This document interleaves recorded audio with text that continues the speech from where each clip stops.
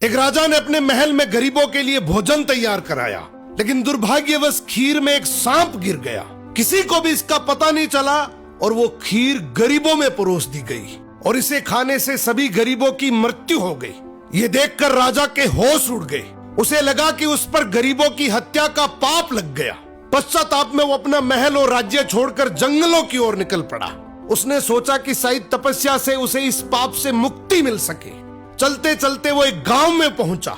गांव के चौपाल में बैठकर उसने पूछा कि क्या इस गांव में कोई ऐसा परिवार है जो सादा जीवन और भक्ति में विश्वास रखता हो। गांव वालों ने बताया कि यहाँ एक भाई बहन रहते हैं जो बहुत ही सादगी और भक्ति से जीवन बिताते हैं। राजा उसी घर में ठहर गया। अगली सुबह राजा ने देखा कि वो लड़की ध्यान में बैठी हुई है।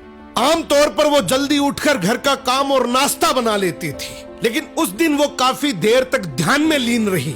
जब वो ध्यान से उठी तो उसके भाई ने कहा, बहन आज तुम देर से उठी हो, घर पर एक मुसाफिर ठहरा है, नाश्ता कराकर उसे जल्दी भेजना था। लड़की ने शांति से कहा, भैया ऊपर धर्मराज के दरबार में एक बहुत उलझा हुआ मामला चल रहा था, उसी पर ध्यान लगा था, इसलिए देर हो गई। भाई ने पूछा, कैसा मामला? लड़की बोली, एक राजा ने गरीबों के लिए भोजन बनवाया था, लेकिन दुर्भाग्यवश खीर में सांप गिर गया और वही खीर खाने से सभी गरीबों की मृत्यु हो गई। अब धर्मराज ये तय नहीं कर पा रहे हैं कि इस पाप का दोष राजा को लगे या उस सांप को या फिर उस नौकर को जिसने बिना जांचे खीर परोस दी थी। राजा ने प्रार्थना की, क्या मैं एक रात और यहाँ रुक सकता हूँ?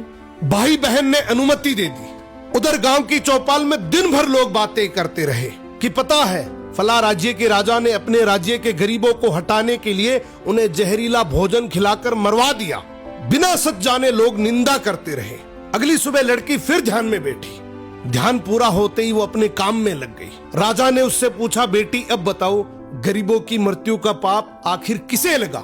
लड़की ने शांत स्वर में कहा, वो पाप उन लोगों को लगा जो चौपाल पर बैठकर बिना सच जाने निंदा कर रहे थे। राजा की आंखें भर आई, ये जानकर कि वो इसका दोषी नहीं है। जिंदगी में याद रखना, दूसरों के पाप गिनने वाला इंसान अक्सर अपने सर पर सबसे बड़ा पाप उठा लेता है।